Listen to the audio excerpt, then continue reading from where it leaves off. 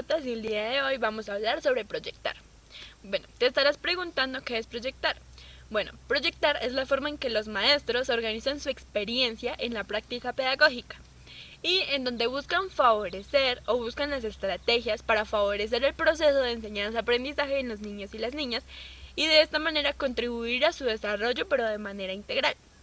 ¿Qué es lo que debemos hacer para realizar una buena forma de proyectar nuestra clase? Bueno, primero debemos indagar. ¿Por qué debemos indagar? Porque tenemos que tener en cuenta las capacidades, los intereses y las características según el contexto en el que viven nuestros niños. Eso quiere decir que se tiene que tener en cuenta quiénes son nuestros niños y cuál es la cultura en la que ellos se están desarrollando. A partir de esto, lo primero que debemos hacer es observar. ¿Por qué vamos a observar? Porque tenemos que saber cuál es el desarrollo de los niños y las niñas y qué es lo que sucede en el aula de clase, identificando sus capacidades, poner sus objetivos a funcionar. Para esto tenemos que, esto es lo que nos ayuda a poder valorar nuestro proceso y vivir una experiencia de manera adecuada. ¿Cuál es la importancia de proyectar? Bueno, la importancia de proyectar es que nos permite a nosotros como maestros organizar y estructurar para de esta manera aprender a orientar o poder orientar de manera adecuada el quehacer educativo. De allí se pueden generar propuestas pedagógicas que atiendan a las necesidades que tienen los niños. De esta manera, dar paso a potencializar su desarrollo. Pero siempre tenemos que tener en cuenta, realizarnos unas preguntas esenciales. ¿Cuáles son estas preguntas esenciales? Bueno, primero es, ¿qué aspectos del desarrollo de mis niños quiero potencializar?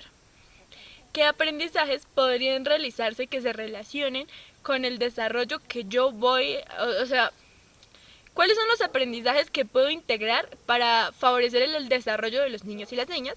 ¿Qué experiencias pedagógicas responderían a estos propósitos y de qué manera voy a promover el desarrollo y el aprendizaje de mis niños? También tenemos que tener en cuenta las estrategias que vamos a usar y los recursos que vamos a requerir o que vamos a necesitar para poder lograr nuestros objetivos.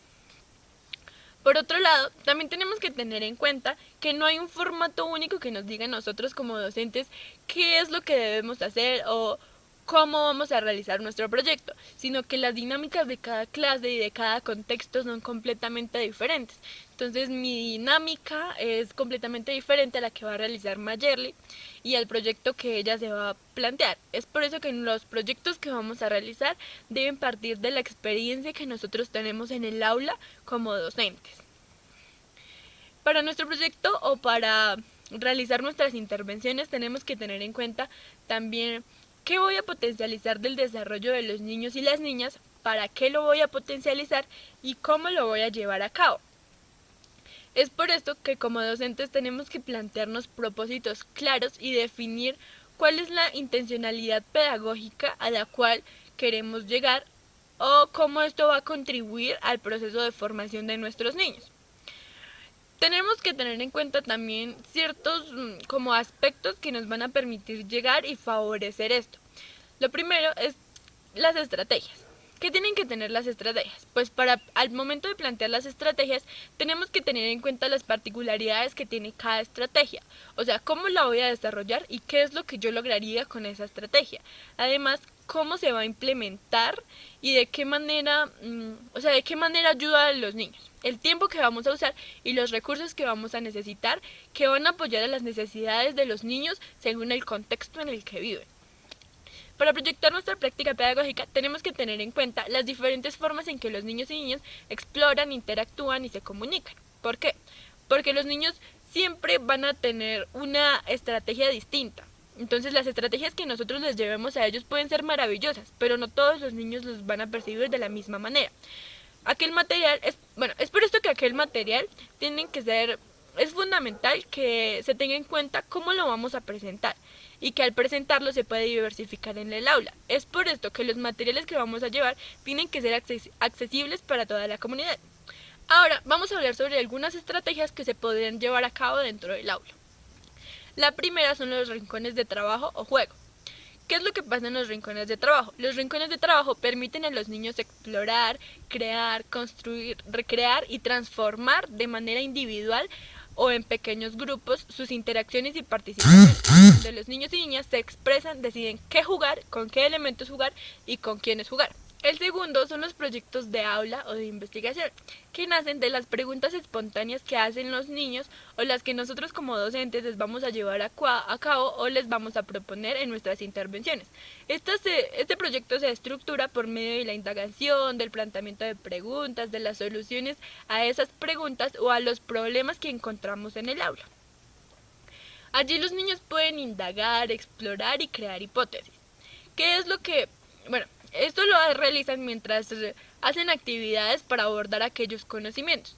Nosotros como docentes podemos invitar a personas que nos ayuden a facilitar ese conocimiento, buscar documentos, ver películas, ver documentales, hacer galerías con los niños, hacer salidas pedagógicas e incluso realizar experimentos que ayuden a los niños a adquirir ese conocimiento o a resolver las preguntas y dudas que nacen de sus contextos y de sus propios intereses. El otro son los talleres. Allí en este pueden participar los padres de familia y parten de los saberes previos que tienen los niños, en donde se propone que el niño explore, experimente, formule preguntas y verifique hipótesis. De esta manera las actividades que nosotros realizamos tendríamos que tener como tal un producto final. Ese producto tendría que basarse en la creatividad que tienen los niños y después de esto sí podríamos hacer una reflexión con ellos y con los padres de familia. El otro son los cestos de los tesoros. Esta es una estrategia que se plantea principalmente para los más chiquitos, en donde se permite que ellos descubran la sensorialidad. Allí se pueden utilizar pelotas, plumas, botellas, tapas, diversos elementos o cosas que encuentren en su naturaleza, en donde los niños puedan tocar, oler, sentir, esconder y golpear. Bueno, ahora vamos a hablar sobre la importancia que tiene tener ambientes ideales en nuestras prácticas pedagógicas. Tener ambientes ideales significativos en los niños en el aula de clase invita a que los niños puedan encontrarse, crear, explorar, divertirse, tener una libertad y les permite también moverse en todo el espacio, ya que es un lugar que está pensado especialmente para ellos y en ellos, en donde ellos puedan potencializar todos sus aprendizajes. Pero, ¿qué tienen que tener aquellos ambientes ideales dentro del aula? Bueno, estos ambientes tienen que tener o deben permitir vivencias agradables en los niños, donde cada día se puedan crear retos o presentar retos a ellos mismos, dar oportunidades de recibir, de compartir, de comunicarse de diferentes maneras que le permitan a ellos jugar y establecer vínculos afectivos. Lo otro que debe permitir es que se presenten situaciones en donde ellos puedan compartir y asimismo los conflictos que ellos encuentren los pueden resolver. De esta manera construir relaciones sociales y culturales con el medio en el que ellos viven y que tengan experiencia directa con ello. Realizar interacciones que contribuyan al reconocimiento de sí mismos, es decir, que ellos se conozcan, que sepan qué es lo que les gusta, lo que no les gusta y lo que les interesa, y que posibiliten la autonomía y la toma de decisiones en ellos. Lo otro es que todos los ambientes deben tener un trabajo individual, pero también en grupo, y dar oportunidades en donde los niños se puedan expresar por medio de cosas artísticas. Se debe tener en cuenta que las actividades que se elijan deben permitir que los niños y niñas interactúen entre ellos mismos, con el ambiente que tienen, con la maestra, con las familias y además ser complementarias entre ellas mismas.